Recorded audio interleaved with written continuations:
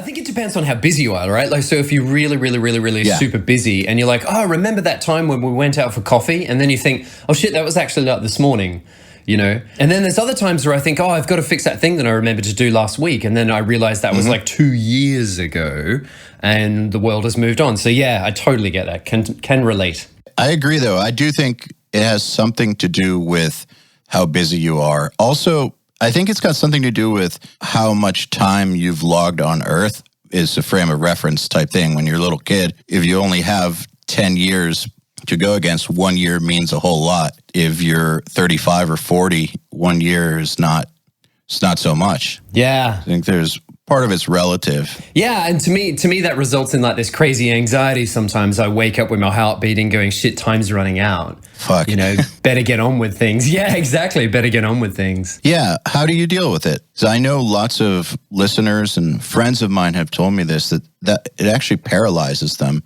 It paralyzes them, especially the older they get, the more real the lack of time becomes. And so they are willing to try less and less things because they got the fuck it, not worth it attitude. Yeah, I have a little mantra that goes through my mind that says commit and see what happens. I like that. Commit and see what happens. You can be sitting around debating the pros and cons forever and get nowhere. You're just sort of spinning on the circle, not going anywhere. Just pick a direction and go. Just commit and see what happens, really. I have a similar one, a mantra.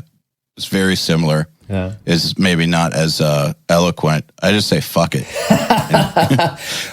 We used to do seriously. Yeah, that's a legitimate strategy. We used to do like fear training back in the army stuff. And that was one of the legitimate strategies. No kidding. You know, I remember we were trialing it on like an obstacle course thing and everybody's really high up and hanging off the earth on a couple of ropes. And, there's a couple of folks that were really like freaking out. And at that point, there's a couple of things you can do. One is grounding, where you literally just stop and try to focus on what's around you. So you look at the trees, you look at the birds, you concentrate on which direction the wind is going. You feel the temperature running over the little hairs on your skin. You take note of where the sun is, and it sort of calms you down, and then you're able to move forward with what you want to do. Sometimes that's not enough. Sometimes the fuck it attitude is what's it. You just sort of dive in and go for it, But yeah, commit and see what happens.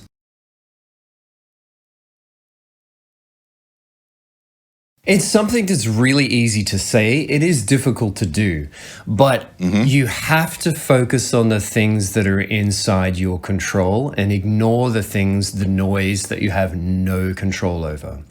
Yes, it's horrible. Yes, it's nasty. Yes, it's uncertain. It's going to be that way whether you're focusing on it or not. So you focus immediately on the things that are inside your control. What time you go to bed in the evening, what time you get up in the morning, what food you're putting into your body, how you're spending your time, who you're spending your time with. That stuff is in your control. I understand if you're in an area that is heavily affected, that's going to be a lot more difficult. If you're susceptible to certain things, that's going to be a lot more difficult. But again, I feel that still rings true. Focus on the things that are inside your control. I know there's a lot of people that are, quarantining or staying at home or self-isolation and things. This can be turned into a gift of time and space for you. So when there's any upset, that can be an opportunity to reinvent yourself. Learn something new, practice something, do that thing you've always wanted to do, create things, get that stuff out into the world. Focus on the music, focus on the creativity, focus on the positivity, and get that stuff out there. It's never been easier to get that stuff out there. There's no reason not to now. How you react to this situation is totally within your control. And that's the thing to focus on. There's so many things, like you could catch up on something that you haven't been able to catch up on that's, affecting your quality of life, at least in a mental way. Maybe something to do with your physical health. Like you said, maybe there's something new you wanted to learn. There's so many options, and obviously they're completely situationally dependent. But the things in your control, what are you choosing to focus on? I am choosing to focus on exactly the same things I was choosing to focus on a month ago, 6 months ago, a year ago. That is my work, that is my health, that is my fitness, that is relationships, that's the same thing. All that stuff is still there. I like this quote, this sort of mantra of a good life, right? Which is music, mountains, and water, right? Music you can replace with anything, but basically that's creativity, making things, doing things. The thing you make. Yeah. Mountains is the exercise aspect. Staying fit and healthy and doing sort of interesting things with your body, like hiking things or biking or whatever it is you want to do, but just getting physically active, right? And then the water is the food aspect. Make sure you're supplying your body with important nutrition and good food and stuff like that. It's really tempting at the moment to just sit down in front of the couch and watch Netflix and order McDonald's, but that's only going to lead in one direction, Not a good one. Not a good one, right? Not a good one. So music, mountains, and water, that's all I focus on. That's all I've ever focused on. So that's all I'm focusing on now. That stuff is still within my control, and I'll keep focusing on that until that control is taken away from me. Yeah, and if that control is taken away from you, then you'll deal with what's actually in front of you at that time. Yeah, you deal again with whatever's in your control at that time. Yeah. And look, it's a hard pill to swallow, but this is all you can do. I feel, though, that this sort of approach, especially this mental approach, really is the key to kind of stopping that high levels anxiety and fear and all that sort of thing. I mean, fear itself is just the unknown, right? Nobody's ever fearful of the thing that's happening right to them at that moment. That's a different reaction. The fear is the anticipation. So then again, you just focus on those things that are inside of your control. And I think it's important to acknowledge that news sources and politicians and various other things are really going to keep feeding that fear as long as it's there. And your fear is like an unravished beast. Like it's always going to keep eating that fear. It's never full. Nobody ever gets full of fear, right? You have to actively cut that out. You have to abstain from those things to move forward. Those messages coming at you are coming from some people are coming obviously for legitimate reasons, but the intensity and the way that they're worded are coming to you with an agenda intended to keep you watching because that's where profit comes from. So just remember that the more you're glued to the media, the more money they make. Yeah. Therefore, they're better off. Yeah. I've always thought that if there's something truly important, you can figure it out anyways without gluing yourself to TV or to YouTube or to your feed or whatever. But you know what's, man, even when there's no crisis going on, this is normal life. If you wanted to focus on terrible things, there's terrible things going on all the time. And the only difference is that they're not in our face. Sometimes, maybe, if you lived in New Orleans when Katrina hit, then it'd be right in your face. But if you're in an unaffected area, you have to choose to go looking for this stuff, but you can find it. It's there. If you want to be scared, you can be scared under normal conditions.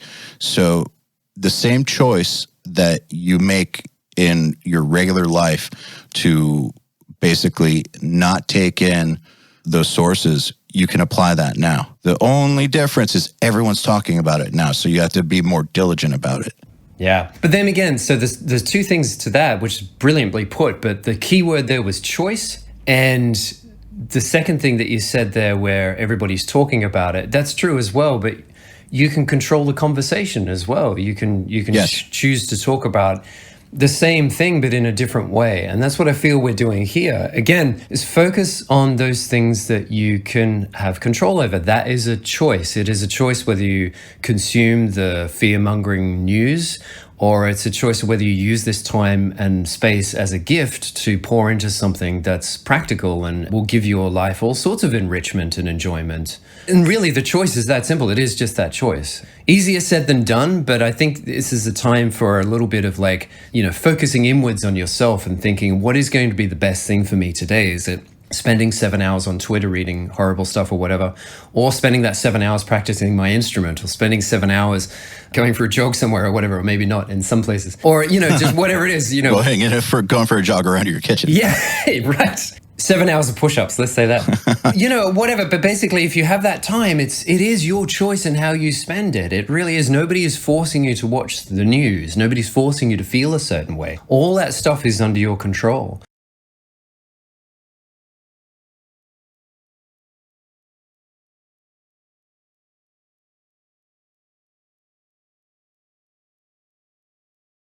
So a couple of things that I do practically, because all this stuff is great, but sometimes the practical stuff is actually useful. I set a regular wake up time every single day. For me, What time is that? That's super early for me. It doesn't have to be for everybody. For me, it's 4:30. Nice. I'm up for 4:30, but this is why I saw your message come in this morning. Did I wake you up? No, you didn't wake me. I just saw it the moment I woke up. No, you didn't wake. I know not to sleep with Skype next to my face. Okay. But yeah, a regular wake up time is so important. It doesn't have to be 4:30 in the morning. That's just my thing. The first thing I do is I take my 2 dogs for a walk. That's it. And we still do that. We still, strap on their leads, and are in the area that I'm in. We're not locked in completely, so I can still take the guys for a walk. The point of that, though, is that it's a regular activity that I do every day. Again, that's very important. After that, then I will dive into emails, then I will dive into work. I don't spend all day reading emails. My email time is very restricted to 10 minutes, maybe 30 minutes.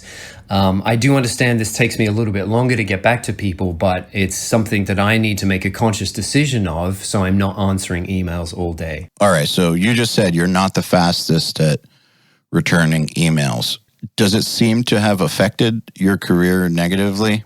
No, I don't. I don't think so. The reason I'm bringing this up is because I'm getting the gist that the actions that you take are very intentional and they're serving a purpose. Like, for instance, the first activity you're taking engages that mountain side of your mantra just right off the bat, before anything, before your brain can be I don't want to say poisoned, but distracted by shit going on in the world or by some email that's basically on fire or something. You're taking the first step to engage that mountain side of your life, which takes care of your mental and physical health. And so, number one, you're making a choice to take care of you, which I think is great, because a lot of people will wake up and just start scrolling, and they'll scroll in bed for a long time, hit snooze, scroll some more.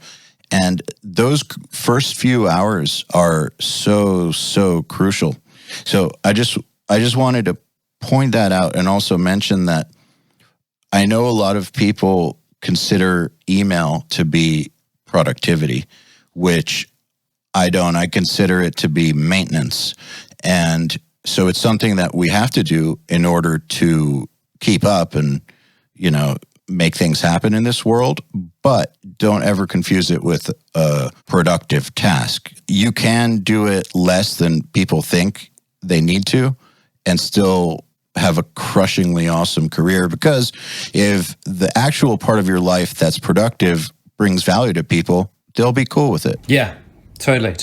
No, that's a good point. I'm glad you pulled us up on that one. I think that's all very, very valid. To add to that even further, there is that old mantra of win the morning, win the day. And that is so important. I agree. Yeah, I try to get all that important stuff in straight away. So normally by 8 a.m., so I'm up at 4:30, I've gotten up early, I've walked my dogs, probably done an hour or two workout at that stage, and done emails by 8 a.m. So that's all the stuff out of the way. Now the day can start. Now the productivity can start. Now the important stuff can start. All that stuff is done. Dogs are walked, worked up early, done the nutrition thing, done the exercise, done some emails, done, finished.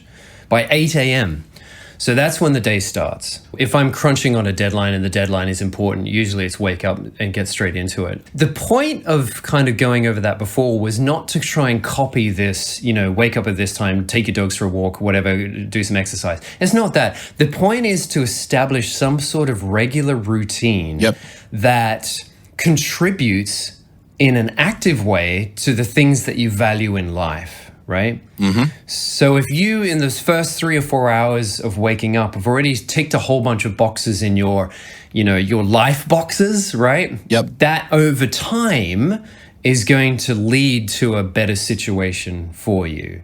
And that to me is the only way I've been able to figure out how to do this stuff. Because I used to be the same. I'd go to bed at 11 a.m. sometimes. I used to get up at 4 o'clock in the afternoon, right? And wake up then and hit all sorts of like substances and things to stay awake and stuff like that. Yep. Your body just cannot continue. Some bodies can. I mean, Keith Richards obviously can. Until they can't. Yeah, right. But for them, maybe that works. For me, it wasn't. And I was heading in this really, really dangerous sort of projection. And you've just got to adjust. And for me, this regular thing, I really like this phrase of like, you are what you do regularly. I agree with that too. You are what you do all the time. Yeah. And it is the regular activity of actively creating these positive actions that have a change on your body, and creating routines around them is more important. So if getting the deadline done is more important than getting up at 4:30, whatever it is, but getting up at a regular time and getting in and doing a few hours of work first is going to get you there. That pushes that needle a little bit further each day. It's not going to do it on its own. So yeah, that's the point of that. I remember, I forget who it was. I think it was John Petrucci. Somebody asked him at some clinic I was at once, long time ago, I have a crazy job, so I have 1 day a week where I can practice 8 hours. Is that okay? And John's answer was, you'd be way better off if you practiced 30 minutes every day rather than one long 8-hour thing. Like if you do 30 focused, proper minutes you're basically creating excellence in those 30 minutes, and it becomes a part of your daily routine and becomes a habit. That's how you move forward, not by basically splurging once in a while. Yeah. Yeah, John Petrucci does the most amazing clinics. I've done one of his, I think, a little while ago. And I remember a guy in the audience put his hand up and said, how do I get better at string skipping? And John answered, practice string skipping. What answer did the guy expect to get? Yeah. That's great guy. Really, really cool. So yeah, so to me, yes, again, just to reiterate that point there, because I feel that is important, that all this is just creating some sort of regular action that contributes to what's important to you. If you're confused on how to get this started, I'd really encourage you to sit down and write down on a piece of paper, whatever it is that you're using, your ideal sort of life. And I know this sounds like pretty esoteric and weird, but just bear with it for a second. But like, what is important to you? Relationships, fitness. I want to get really good at the trumpet. I want to write a book. I want to cut something out of my diet. I want to do whatever. Just write down what's important to you. Write down what you want to change, what you want to achieve, what your ideal life looks like. The second step then is to sort of define actionable steps that represent those things. So let's just, because we're music, right? So let's just take playing trumpet as a thing that you want to get really good at. You write down, well, what does that actually look like? Do you want to be a Dizzy Gillespie, or do you just want to be able to bam out a couple of things in the local ska band, whatever it is, right? Then write down a series of things of what you will need to do to be able to achieve that. So if it's a local ska band, it's probably knowing a couple of like really cool ska phrases that you can pull out, right? Then you take those ska phrases and you write them into your routine that you're going to do either every morning or whatever it is, but something that's regular. That's the point, something that's regular. And then you work on that. Each day that you come to that time, you practice those ska phrases, and then over time, you'll get better at that. And do this with everything. If it's relationships, focus on who it is in that relationship that you want to spend that time with, and what does that look like? Does it mean that you're going to cook dinner for that person every evening? Does it mean that you're going to write a little love letter or something to that person every day or every week or whatever it is? These little actionable things achieve these goals in a way. I know this is starting to sound like a Tony Robbins thing, and it's not what I'm intending here or any of that sort of stuff. But the point is, like, take these big ideas that you have, break them down into smaller chunks, break those down into actionable steps, things that you can actually do, and then do those things regularly. And that's it. Absolutely. That's the secret. Everything you're saying to me right now is, it's just music to my ears, man, because there's been several times in my life where I've done this sort of thing, where I will write down what I want my life to look like in detail. No matter how outlandish it seems, down to the mundane aspects as well. But I'll take like a week and just go deep and then not think about it anymore. But the thing that's interesting is when I take the time to get those thoughts out and actually think about the kind of world I want to create, the kind of person I want to be, and then make a plan to get there, it does begin to happen little by little. And the thing, and kind of back to the first thing that I said about what you're saying, is that the intentionality is so, so important. Otherwise, it's anyone's guess how you're going to evolve. I mean, you can have a very, very big say in where things are headed. Obviously, there's things outside of your control. Shit happens. Obviously, if you're making music, you can't control certain things like, is the public going to resonate with your music? Who knows? Are you going to meet the right people who give you that opportunity? No telling. You're going to get hit by a bus? I don't know. But there are a bunch of other things that you can be doing all the time that will help you get a lot closer to where it is you think you want to be. And then not just that, even if you don't get to where it is you thought you wanted to be, you might get somewhere else that's equally as cool, or that you didn't even know you had in you or was a possibility, but you got there because you moved forward intentionally. Like, for instance, what I'm doing now. I knew back in the day that I wanted to do something that's kind of bigger than me. Like, I had big aspirations, but I never saw it being URM. Like 10 years ago, I would have never seen it as it is. And it's completely different than anything I would have expected. It's the truth, though. I really, really strongly believe that if all you get out of this time period is to write this stuff down and understand yourself better and have a plan for moving forward that's broken down, then it was productive. So there's a couple of practical things that I do for this. We spoke about this, I think, last time we did the podcast, but it's still relevant today. I still do these things. Yeah. So after I've done my morning routine stuff and it's 8 a.m. and I'm about to start work, I do series of blocks of time. So I do two. Oh, yeah. We definitely talked about the blocking. So, I mean, because we talked about it too much, I won't go over it too much, but essentially the concept is that you have so many hours in the day and you need to get things done, but your body also needs to rest and et cetera, et cetera. So what I do is dedicate blocks of time to different activities. And this is the way that I find I get things done. So I block my time out for practical work stuff into 2 hours, right? So at 8 a.m., I will go from 8 a.m. to 10 a.m., and then I'll have a 30-minute break. Now, when I'm working from 8 a.m. to 10 a.m., it's work. It's not social media, it's not emails, it's not screwing about, it's not reading about new plugins or whatever it is. It's work. It's whatever you dedicate that time to. So all social media gets switched off, all YouTube's gets switched off, phone gets switched off, all of that stuff gets locked away outside of the room, and you focus like physically yeah, absolutely, out of the room. Absolutely. If that thing buzzes, I don't even want to know about it. For those 2 hours while I'm sitting down working on something, I don't even want to think about anything else, right? Nothing else. So all that stuff gets physically locked out of the room. And then I focus on that task for two hours, and it's quite easy to do. It's really not so crazy to do, right? I set up a little timer. I time it for 2 hours. When those 2 hours are done, that's when you do leave the room and you do go check Twitter or whatever it is you're kind of, desiring to do at the time.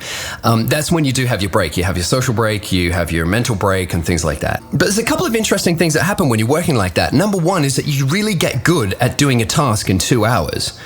So if you need to edit a drum part, for example, you can spend days doing that. But if you sit down and you say, I'm only going to do this for 2 hours, and that's my schedule, that's all the time I have in the world to dedicate to it, you will find a way to identify the most important elements of that drum edit to focus on within that 2 hours.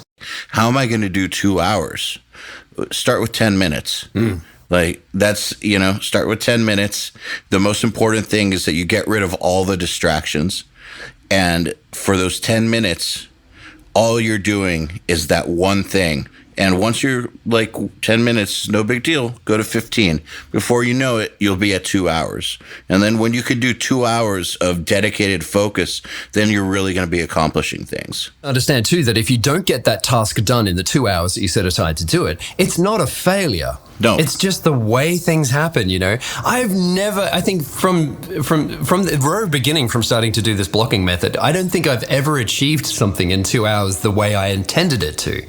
But you get something that you can work with, and you certainly get a lot more than if you didn't do anything for 2 hours, right? That's the obvious point there. So, yeah. Absolutely. Yeah.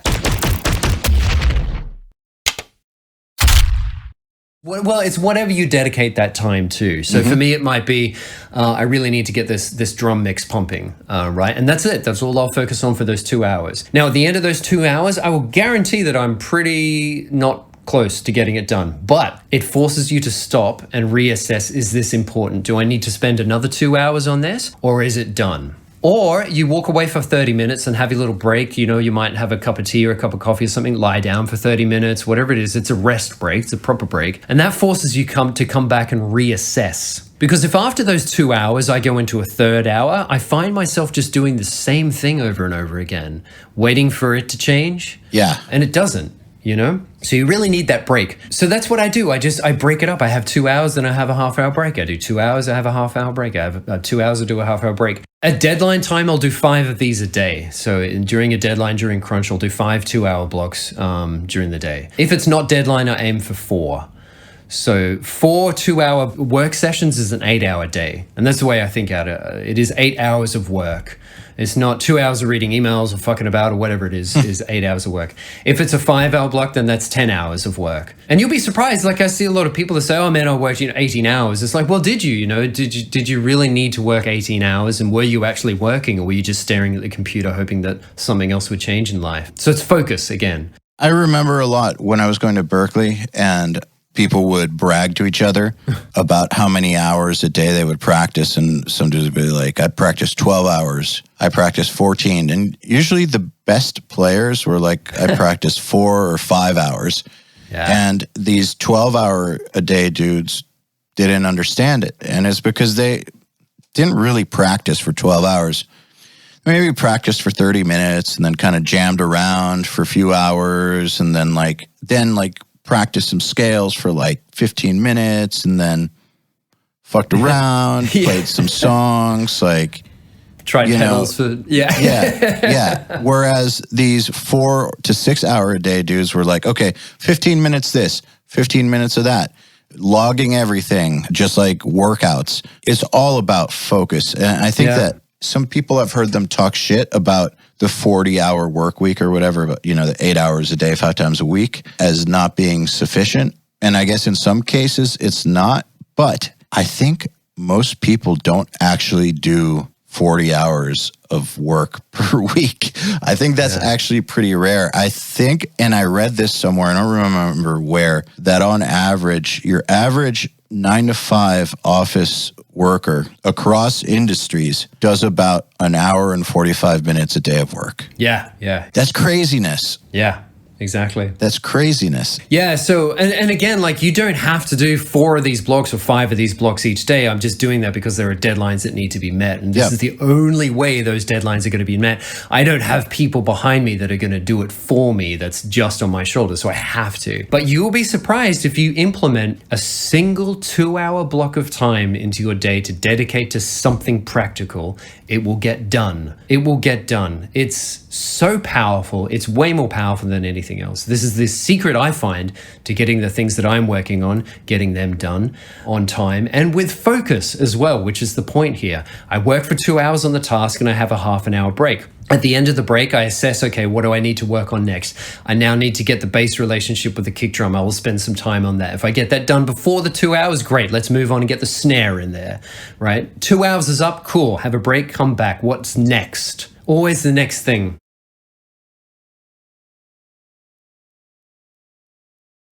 The other thing that I do is I write everything down. I'm surrounded by notebooks. Those listening at home can't see this, but I'm literally showing Eyal my notebooks at the moment. Well, you actually write it down like with a pen and Yeah. Wow. Yeah, I actually write it all down. So I don't know, you can see that, Eyal, but nobody else will be able to see that. So you'll see here I have Monday, Tuesday, Wednesday, Thursday, Friday, Saturday, Sunday written in as the weekend over here. And I have my tasks written down of what I need to do on each day. So that might be what emails I need to send. It might be what elements of each song that I need to work on. So by the end of Monday, I need to get the synths done. I need to get the melodies done. I need to get the vocal recording session booked, etc. And I have little circles next to each one of those tasks, and I fill in that circle once it's done. And then I can look at that and go, shit is getting done. And that allows me to sleep at night. Prior to doing that, I'd keep it all in my head, and that's the worst thing anybody can do. Man. Okay, so I have a really good memory. Really good. It's a genetic thing. It runs in my family. Several people in my family have photographic memories. That's not fair. No, it's a curse too. Nice. Oh, yeah. So for the longest time, I would never use a calendar. I would never write down people's phone numbers. You know, back in the day when you would have to write down people's phone numbers. Anybody born after 2001, you have no idea what I'm talking about. People's addresses, like the kind of stuff that you didn't have in a GPS. Nowadays, the equivalent would be your calendar. I didn't start using one until like a year and a half ago, really. Now I use it religiously because there's just between a few companies and the podcasts, and I can't do it. But it got to the point where I was starting to fuck things up, and so I absolutely had to put it down in some sort of medium. And then that took my stress away. Like my stress I had so much stress around carrying the information in my head, and I didn't even realize it. But all those dates and all those phone numbers and all that, all those emails that had to be sent, all those contracts that had to be finished, it's really kind of dumb to just try to remember it all. But I just did it because I could. But then it got to a point where it was starting to really, really stress me out. Then occasionally I would not get something done or forget to write an email back on a project and get an email 3 weeks later asking me what's going on, or, you know, that kind of stuff. And it's like, all right, this can't keep happening. This is stressing me out and I'm dropping the ball. It's time to give in and conform. Yeah. And now I live by that calendar. Oh, yeah, man, I'm glad that. Yeah. I find you've got to think of this as like your external brain. Yes, it's just an extension of you. Absolutely. Exactly. And it's just putting it there to free up your mind to do other things. And so when I have my 30-minute rest period, I'm resting. I'm not laying there going, okay, I've got to email Eyal back about the podcast. I've got to do the contract for so-and-so. I've got to make sure I email this person. I've got to do this. I've got to buy milk. It's all written down. Once it's there, and if I have one of those thoughts and it's not written down, it goes in the book. There it is. And I don't need to think about it anymore, you know? I think of it like brain RAM, basically. Yeah. Clearing out your brain RAM for other things. It's so important, honestly. I have every day written down for the week.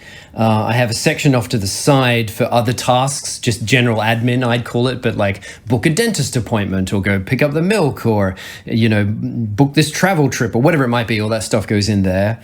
I have a section down the bottom, which is like what I call my waiting on section, which somebody told me was a thing, but I didn't know that. But it's like I write down who I'm waiting on for something. So if you and I are working on a project or something, and I ask you a question, I write down there waiting on Eyal to reply to me about something or whatever that might be. That's smart. Yeah. So that way I can always look at it and say, hey, it's been 6 days since I've heard back. I might do a follow-up. Off to the right-hand side, I have some notes, just random notes. I often find we have conversations and calls, and I just need a section of paper to start writing some notes down. And then I have a couple of other things that I've gotten here. One, I've started doing this weekly praise thing, which I started doing last year. I find somebody out there that I start admiring their work. It could be an artist, could be a musician, could be somebody who's doing streaming online. It could be a plugin manufacturer, it could be anything. And I take the time to send them an email saying how much I really admire their work. I love the fact that they're pushing boundaries. I love the fact that whatever it is that they're doing is making my life better. How often do you do that? I do it weekly. I track one a week. It's just time. I'd love to do it every day. I think you should do it more often. So it's not like bullshit compliment stuff. That's the worst. That's the worst. No, not fake at all. It is literally like, hey, you don't know me, I don't know you, but something that you spent your time and energy on is making my life better. When you take the time to actually tell somebody exactly why, and you put the thought into it so that they know that you're being genuine, then I think it sinks in. Yeah, man, I think you do. And I think we've all had that experience, especially in the music industry. I'll tell a really quick, funny story. A couple of years ago, I did a talk at a conference called GDC. It's Game Developers Conference in San Francisco. It's well worth going. It didn't happen this year. Sadly, it was going to be happening last week, but it was canceled for the obvious reasons. But anyway, I try to go every year. It's an amazing thing. If you want to get into the game industry, I'd highly suggest checking it out. Anyway, I went along and I did a talk with an awesome buddy of mine. He was my audio director at the time on a project. His name is Jed, right?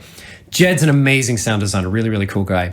Anyway, a day afterwards, I happened to be in town with my brother. My brother was also traveling around the world. And he's not into games. He's a high intelligent scientist, right? PhD guy at the moment.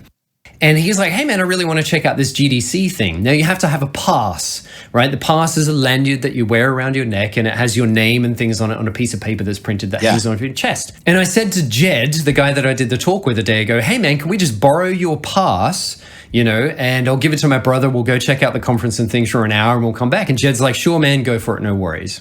Anyway, we walk into the conference with our passes, and this guy comes up to us and he said, hey guys, I really loved your talk yesterday. Jed, man, I really loved that section, dude. I really loved your talk. That was amazing. Now, he didn't realize he was talking to my brother. My brother was just wearing Jed's pass, right? It's clear that this guy wasn't even there. He didn't understand that Jed's actually a French guy, and this guy is like my Ranger brother, right? That just felt so insincere. And I thought, man, what's this guy's like motivation? Why even waste the time to do this sort of thing? Is it just to be nice? If you want to be nice, just come and have a chat about something, right? No need to pretend. So when I get sort of insincere compliments or whatever, I have that sort of, there is a sense of cynicism behind it.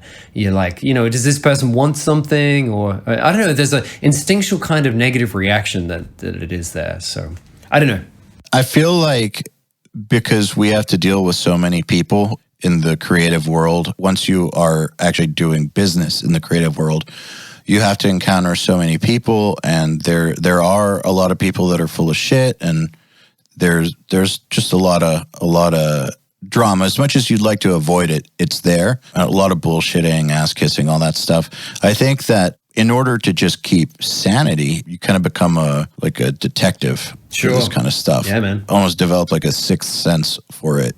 So just as a self-protection mechanism, right? I think. Exactly. I think so. To stay away from that stuff.